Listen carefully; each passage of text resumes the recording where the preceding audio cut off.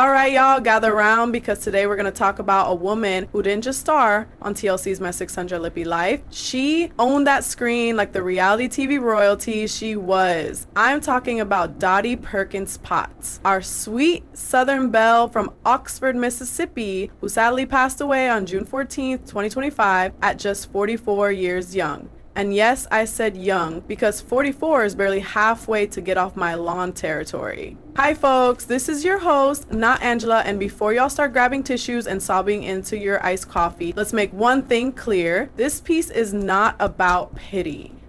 Dottie didn't want that and you know it. This one's about celebrating her sass, her strength, her sweat, because hello, weight loss ain't glamorous, and her story. So let's roll. She was that girl on season 4. When Dottie rolled up, literally, to season 4 of My 600 LV Life, she was weighing in at 669 pounds. Bless her knees and every folding chair that ever tried its best. But this wasn't just about numbers on a scale. Nope. Dottie was grieving the loss of her son Daniel, who passed away from cerebral palsy and scoliosis. And if you've ever lost someone that close, you know that pain isn't something salad and yoga can fix. Food became her emotional escape, and honey, she ran that emotional buffet like a CEO. It wasn't healthy, but it was human. And that's what made Dottie's story hit differently. She didn't sugarcoat it. Although, let's be real, sugar was involved. She was raw, real, and vulnerable in a way that made us all sit up and say, damn, she's doing the work. Now's that plan. She ate that, literally and figuratively. Y'all, we've seen folks on this show make enemies out of celery and lose their minds over lettuce, but Dottie, she put in that work. She dropped 149 pounds and got herself down to about 300. She didn't do it for fame. She didn't do it for Instagram likes, though you know she would have slayed those throwback pics. She did it because she wanted to live for herself, for her husband Chris, and for her living son Landon. It wasn't a straight line. Dottie struggled. She had days where she wanted to say, screw this kale, give me cake, and who could blame her? Healing while grieving is like trying to mop the ocean. But she kept going, kept trying, kept showing up. When word hit the internet that Dottie had passed away at 44, it hit fans like a brick of frozen butter to the chest. The official obituary said she died after a long and courageous battle with illness.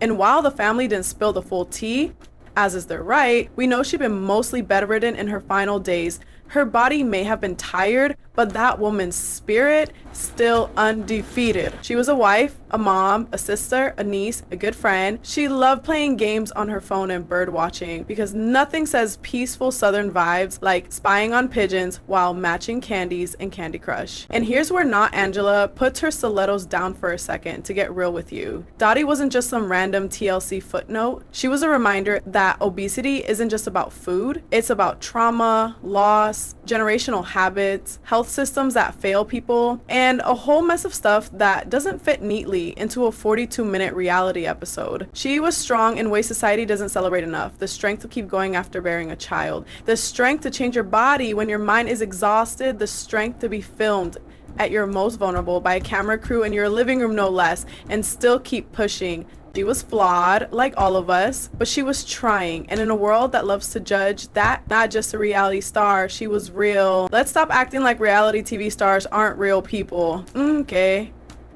Dottie was more than an inspirational montage set to emotional piano music. She was someone's whole world.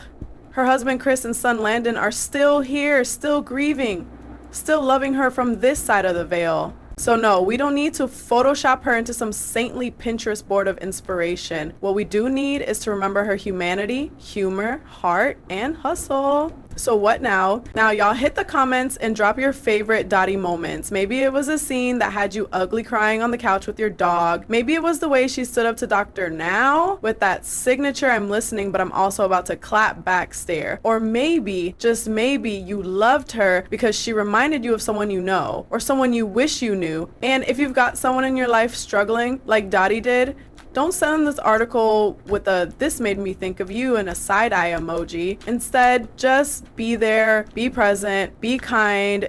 That's what Dottie would have done. Dottie Perkins Potts was a warrior wrapped in a blanket of grief, grit, and grace. She didn't have it easy, but she sure made her story count. And now she's finally resting, hopefully surrounded by good food, lots of birds, and her beloved Daniel. Rest easy, Dottie. You may be gone from our screens, but you're forever in our hearts, and we're all a little better for having watched you live out loud.